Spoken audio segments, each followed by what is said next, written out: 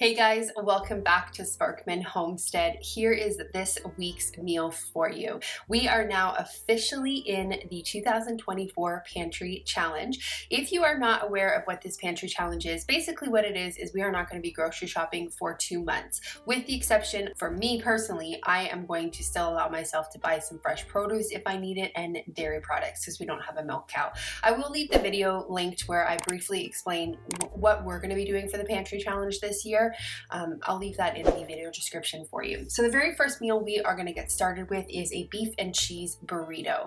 So what I'm doing first of all is I'm making some Spanish rice. So I took approximately 1 cup of white rice and just rinsed it really well. Once it kind of dried off a little bit, I added 1 tablespoon of butter and 1 tablespoon of avocado oil to this small saucepan, and I'm just going to cook the rice in it until it is nice, kind of brown and kind of nutty smelling. Once it gets to that point, I'm going to add in 1 cup of chicken broth. You can use beef broth. Actually, I think I did actually use beef broth in this, but you can use vegetable stock as well in this. So you want to add 1 cup of tomato sauce, 1.5 teaspoons of chili powder, 1 teaspoon of cumin, half a teaspoon of garlic salt, half a teaspoon of dried oregano, and if you would like 1/4 cup of fresh diced tomatoes, you can also use canned diced tomatoes. I omitted the canned tomatoes because I was already using the tomato juice or tomato sauce. The other thing that this recipe does note is that these liquid measurements are pretty much based on what your directions are for your white rice. So pretty much what we're doing is replacing the water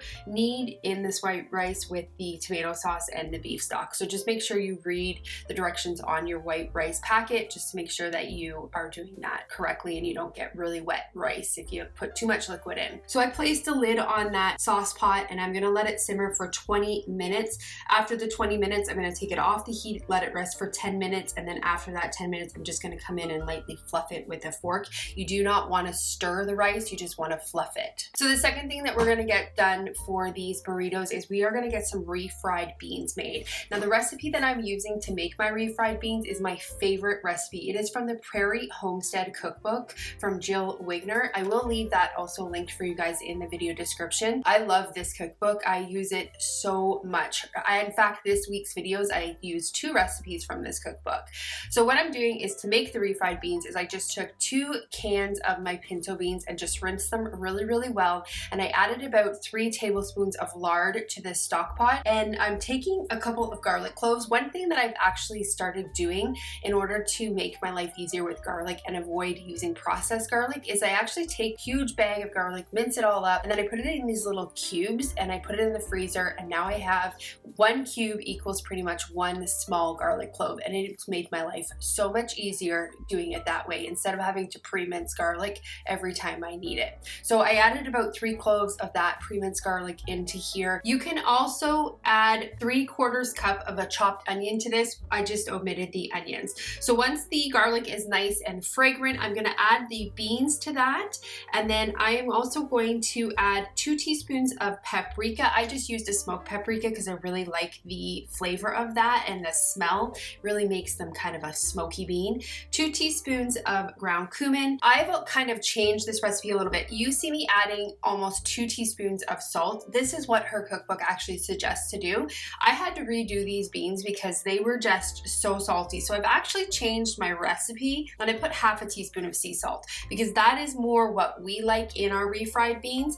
And then you're going to add half a teaspoon of freshly ground black pepper. What you also see me add there was some granulated onion. I just use that in place of the fresh chopped onion, and then we're just going to mash it up with the potato masher after it's fried for a little bit. The other thing that I also did was I added a little bit of milk in here. If you're making your beans fresh, you can add the cooking liquid from those beans, but it also does say you can use milk just to thin it out a little bit. I kind of wanted a thinner refried bean. You can even top that with some shredded cheese if you would like. So the recipe that we are making, the cheesy bean and rice burrito, the author says it's inspired by the Taco Bell copycat for their burrito. So one thing she suggests to do is to make a creamy jalapeno sauce. So that's what we're doing right now.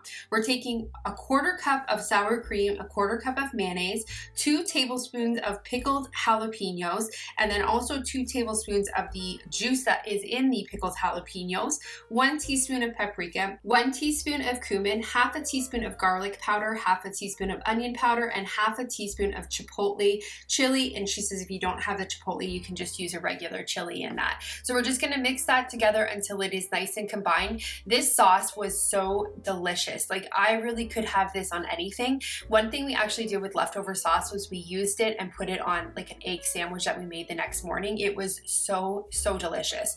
So we're gonna get the burritos assembled. I am not an expert burrito builder. You will see that when I start to fold the burrito. It just was a horrible folding job, but they did taste good. So we're gonna take a little bit of those refried beans, a little bit of the Spanish rice, top it with probably about a quarter cup of shredded cheese, add a little bit of that jalapeno sauce, and then there we go. Here I am wrapping an overstuffed burrito. Horrible job at it. But they stayed together. So we're gonna assemble two of them and fry two of them at the same time. And I use the word fry really lightly. I just added a little bit of oil to my cast iron skillet and just kind of kept it on a medium high heat. And then I just browned it on both sides of the burrito. I am definitely not frying these. Steven actually came in and he said, you know that if you fry these, they're chimichangas and not burritos. And I said, well, I'm not technically deep frying them. I'm just searing the ends pretty much and just getting a nice brown coating on them. But these things were so delicious, and I really think the thing that made them the most delicious is honestly that creamy jalapeno sauce.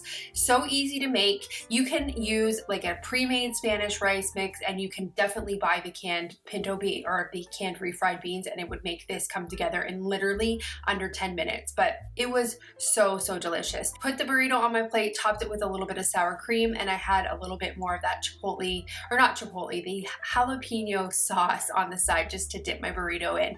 It was such a really good meal. For the next meal, we are going to make some ham sliders. We had some ham left over from Christmas, so I decided this was going to be the perfect recipe. I actually seen this online on Instagram from the page The Food Nanny. I have left these recipes linked for you below. I love her meals. In fact, I actually made two of them on this particular video. Again, they're linked for you guys. So we're going to make some ham sliders with our leftover ham. You don't need to necessarily have leftover ham to do this. You can definitely use deli meat. It would work perfect with deli meat. So to start the recipe, we're gonna take about 2 cups of mozzarella and just shred that up and set it aside. Now I had went ahead and made some Hawaiian rolls. I love sourdough Hawaiian rolls, and I have a recipe for it. I will leave that linked as well for you. They turn out so good, but my house was a little bit cold, so they didn't actually rise as well as they were supposed to. But if you don't have the time, or if you don't want to make your own, she does say to use regular, not mini, original Hawaiian sweet rolls. So you're just gonna take approximately 12 of them, cut them in half. I actually used a tad bit more than 12 because mine, again, didn't rise so well, so I had to fill the pan out a little bit more. I'm gonna lightly grease a 9x13 pan. I also have my oven preheated at 350 degrees. You're gonna cut the Hawaiian rolls in half, take the bottom layer of the Hawaiian rolls, and you're gonna put approximately 1 cup of that shredded mozzarella cheese on top of that. Once you get it completely coated with that cheese, you're gonna take your ham, because I'm using leftover ham, I'm just going to slice it into thin strips. If you're using deli meat, you would just simply put the deli meat on top of this. So you're gonna cover all of the Hawaiian rolls and cheese with all of your ham. You could probably even do, I would say, like a deli turkey in this, chicken. Any of these would work really terrific with this recipe. So once you get your ham completely layered on top, you are going to take the other 1 cup of shredded cheese and just put that on top. Then what you're going to do is you're going to take half a cup of butter and melt that, and then to that butter you're going to add 2 tablespoons of brown sugar, 2 tablespoons of a yellow mustard, 2 tablespoons of Worcestershire sauce, half a teaspoon of onion powder, and then you are just going to get that all mixed together until it is nicely heated through and the sugar is completely dissolved. Once everything is dissolved, you're going to take it off of the heat and set it aside. Then you're gonna take the top of the Hawaiian rolls. As you can see here, mine are falling apart. So then you're going to take that mix that you just made on the stovetop and you are going to brush it on top of all of the buns. I would not skip this step. It's made the buns taste delicious. Then if you want, you can take some poppy seeds and lightly coat the top or sprinkle the top with the poppy seeds. You don't need to do this either. So you're gonna put it in the oven and you're gonna cook it for about 20 minutes just until it is light brown. I decided since these ham sliders didn't have any vegetables in them, I was gonna gonna take some of my canned beans that I had actually canned up in the summer. These were my homegrown beans. I was so excited to use them. So I just heated those up a little bit in the microwave, and then we had some leftover scalloped potatoes that I had made also for Christmas. So we had that on the side as well. This was a really, really, really delicious meal. Definitely recommend this one if you have leftovers. For the next meal, it is another Food Nanny recipe. It is a chicken rice broccoli casserole. This one turned out really, really, really good. So what we're gonna do to start is we are gonna take 1.5 pounds of boneless, skinless chicken breast, and we're essentially just going to poach it or just cook it in water. So we're gonna take the chicken and put it in a saucepan and take water and cover it. Then we're gonna bring it to a boil, and then once it comes to a boil, we are going to decrease the heat, cover it and simmer it for about 18 to 20 minutes or until the chicken is tender and no longer pink inside. This recipe calls to use 2 10.75 ounce cans of a condensed cream of chicken soup. I actually don't buy the condensed soup because they're so easy to make from scratch. So what we're gonna do is we are going to make 2 batches of this cream of chicken soup recipe that I have. Now, I'm gonna give you the measurements as if you're only making 1, but again, I did double this. So you're gonna take 3 tablespoons of butter and just get that melted, and then slowly whisk in 3 tablespoons of an all-purpose flour. You can definitely use gluten-free in this if you want, and then you're going to get that until it is nice and kind of nutty smelling, and then you're going to slowly whisk in 1/2 cup of milk and 1/2 cup of chicken broth. Then you're going to let that simmer, and then it will begin to thicken. It almost thickens instantly. You can keep adding more of the liquid if you feel that it is too thick for you, and then you are going to take it off the heat and then slowly whisk in 1/4 teaspoon of salt, and if you want, some pepper. And also to note, it does thicken up as it starts to cool as well. On the side, I was getting my broccoli steamed. In this recipe, you can use either fresh broccoli or frozen. She just says to pre-cook the broccoli if you're gonna use the frozen stuff. I was also getting some white rice cooked on the side as well. So we're gonna move to the next step while the rice and the broccoli is cooking. We are going to take 1/2 cup of mayonnaise, 1/2 cup of sour cream, and 1/4 to 1/2 teaspoon of curry powder and salt and pepper to taste. And we're gonna add that into the soup mixture, and we're just gonna whisk it together and just cook it until it is completely heated through. Once that is done, we are going to remove that from the stovetop. I also have my oven preheated at 350 degrees. And so I'm gonna take my rice and just add that to a large mixing bowl. Now the recipe calls to use 1.5 cups of white rice cooked. I decided just to use 2 cups because I really just wanted to fill out this casserole a little bit more. So here's my chicken all done and cooked. You want to just take it out of the water once it is cooked and just let it kind of cool a little bit because you have to be able to touch it to tear it apart. The broccoli was done cooking, so I just added that to the bowl with the rice. Now in this recipe, she says to actually make your own breadcrumbs, but I decided just to omit that whole step, and I just used my pre-made breadcrumbs because essentially it was just going to turn out to be the exact same thing. So I am eyeballing it. In the recipe, she says to use 3 slices of white or whole wheat bread. I just added probably, I would say, about 1 cup of my breadcrumbs, and then I came in and added 3 tablespoons of melted butter to that and just stirred it together until it was all combined. I am taking a little bit of avocado oil and just greasing my 9x13 pan. Now that my chicken is nice and cooled down, I'm able to actually handle it a little bit, so I'm just going to cut it into pieces. You can actually tear this as well. This recipe would be amazing if you had leftover rotisserie chicken. That would work so good in this also. So once I get all my chicken cut up, I'm going to add that to the bowl with the rice and the broccoli and just stir that all together. And then I'm going to come in and add that soup mixture with the mayonnaise and the sour cream in it, and we're just going to get that all stirred together in the mixing bowl. Once everything is well incorporated, then I'm going to add that to my greased 9x13 pan, and then you want to sprinkle it with about 1 to 2 cups of a shredded cheddar cheese. I used this smoked cheddar cheese in this, and it leveled this meal up. It was so good with the smoked stuff. So you're going to take your breadcrumb mixture with the melted butter and then just put that on top of the cheese. You're going to put this into the oven uncovered and bake it for approximately 45 minutes. You want it nice and bubbly. This is definitely an easy to make 1-dish meal. It was really, really delicious. She does suggest having a salad or hot rolls on the side, but really, really good meal. The next meal, we are going to make a roast beef. I was so excited to finally get to use my new 7-quart Dutch oven. This recipe was perfect for it, so I was definitely excited to get this one made. This recipe is from the Prairie Homestead cookbook that I referenced earlier with the refried beans. This one, I swear this was the best roast beef I have ever made. I tried to make it before using this recipe and it didn't turn out as good. I used the slow cooker before, and this time I used the Dutch oven. Way better. I found that the roast beef actually maintained more of the moisture, which made a big difference. What we're gonna do is take approximately 2 tablespoons of lard and get that melted into our Dutch oven. If you do not have a Dutch oven, you can use a slow cooker for this, but like I said, Dutch oven makes the difference. We're gonna take a 3 to 5 pound beef roast. She said you can use a chuck roast, a rump roast, or a sirloin tip roast. I believe I used a rump roast in this. You're gonna get it good and coated with some salt and pepper, and then you need to make sure that you sear that on a high heat on all sides of the roast beef.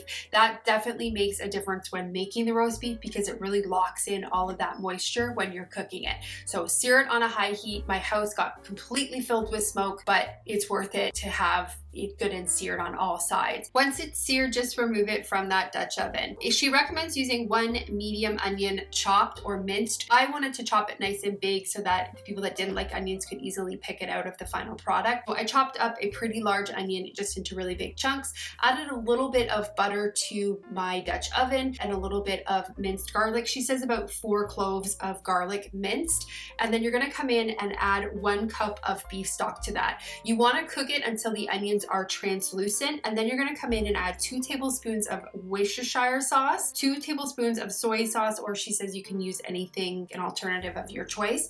And you just wanna cook that, and just as you're cooking it, just make sure you're getting all of the good bits off the bottom of the Dutch oven, because that is flavor bits essentially. You're gonna come in and add 6 fresh sage leaves. You can use dried sage leaves if you wanted this, and I just added a little bit of fresh thyme to it. You're gonna put this in a 350-degree oven, and you're gonna cook this for about 3 hours. She says, or until the internal temperature is at 160. One of the things I wanted to have on the side was some mashed potatoes and some cooked carrots. So instead of deciding to do the carrots in just the, you know, like the rounds, like the diced carrots, I decided I wanted to make them like slivers.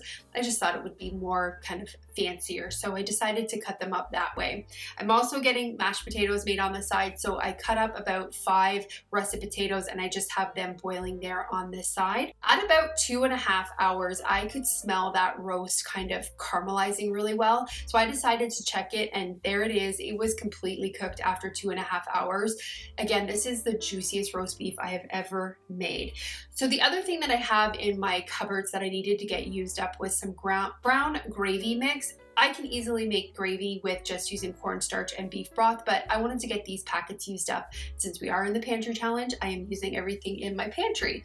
So we're gonna make a little bit of this brown gravy. I just follow the directions on the side. You just use 1 cup of water to the 1 packet. Just get it heated up and then cook it for 1 minute and then take it off of the heat. Now I'm gonna get my mashed potatoes made. Mashed potatoes is such a simple thing to do. Everybody kind of has their own way of making it. I just simply boil the potatoes, add a nice, probably 3 tablespoons of butter, a little salt and pepper, and then heavy whipping cream. If I don't have whipping cream, I'll just use regular milk. And sometimes if I have extra available, I'll put sour cream in my mashed potatoes. That is really, really delicious. So now that my carrots are cooked, I am gonna get them seasoned. This is my favorite way to do cooked carrots. My kids love it and Steven loves it. What I do is take about 2 tablespoons of butter and just kind of mix it into the carrots. I come in and add about a tablespoon of brown sugar, a little bit of salt and pepper, and just again, stir that butter until it's all melted, and that is my cooked carrots.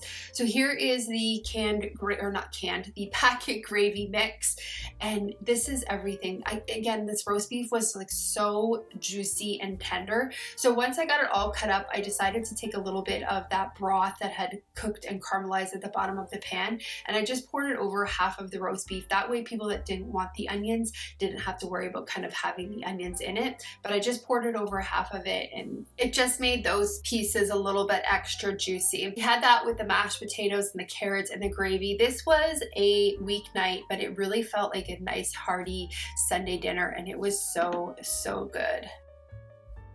For the last meal, we are going to make a cake that I used to make when my daughter was really young. It is called Wacky Cake. It may go by some other names, I'm not quite sure. It is a cake that requires no milk and no eggs, and it is a pretty simple cake, and you can actually even make it in the cake pan if you want. I just chose to make it in a bowl because it's easier for me to show you guys how to make it. So what you're gonna do is add 1.5 cups of flour. I just used an unbleached all-purpose flour, 1 cup of sugar, 3 tablespoons of cocoa, 1 teaspoon of baking soda, 1 teaspoon of baking powder, and 1/2 teaspoon of salt. And you just want to mix that together in a bowl. And then what you're going to do is you are going to add 1/2 teaspoon of vanilla, 1 teaspoon of vinegar, 5 tablespoons of cooking oil. I used a avocado oil in this, but you could definitely use like an olive oil or any oil that you typically use when you're cooking. And then you are going to mix that slightly. And then once you get it mixed, you are going to pour in 1 cup of warm water over top of the mixture. And then you want to mix that all together really well. You want to pour this into an ungreased square 8-inch pan or whatever cake pan you typically use. You're going to bake this at 350 degrees for approximately 30 minutes. I came and checked at 30 minutes and the toothpick didn't come out clean. It was a little jiggly, so I put it back in for another 10 minutes. After that, it turned out perfect. What I used to do when my daughter was little is I used to take just regular chocolate chips and just put them on top of the cake as soon as it came out of the oven, and it kind of made like a chocolate frosting on top of it. But this particular night, we were actually having some leftover ice cream with it, so I didn't end up putting the extra chocolate on it. But this is the cake, and it is so light and fluffy. It's just really delicious. So that was the last meal on this week's video. I hope you guys enjoyed it, and I hope I gave you a little inspiration for your upcoming meals this week. Thank you guys so much for watching, and I hope you have a great day or night whenever you're watching this, and I will see you on the next video. Bye guys.